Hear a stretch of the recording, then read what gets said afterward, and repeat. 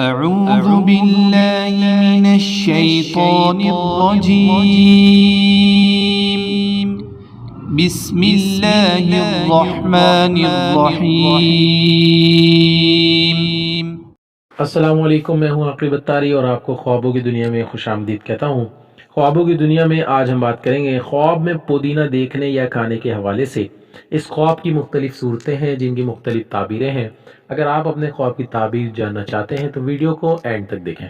اگر چینل پہ نئے ہیں تو چینل کو سبسکرائب کر دیں اور ساتھ ہی گھنٹی کے بٹن کو بھی پریس کر دیں تاکہ ہماری نئی آنے والی ویڈیوز کا نوٹیفیکیشن آپ کو بر وقت ملے۔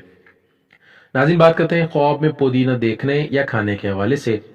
حضرت امام ابن سیرین رحمۃ اللہ فرماتے ہیں خواب میں پودینہ غم اور پریشانی پر دلیل ہے اور خوشی حاصل نہ ہوگی۔ اگر کوئی خواب میں دیکھے کہ پودینہ زمین اس کی ملکیت ہے، اس میں پودینہ ہے، تو دلیل ہے کہ غم اور پریشانی میں گرفتار ہوگا۔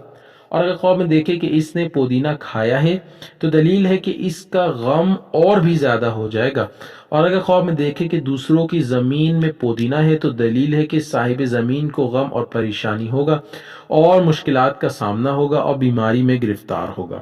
اگر خواب میں دیکھے کہ اپنی زمین سے پودینہ اکھاڑ کر پھینکا ہے تو دلیل ہے کہ صاحب خواب غم اور پریشانی سے خلاصی پائے گا اور خوشی نصیب ہوگی۔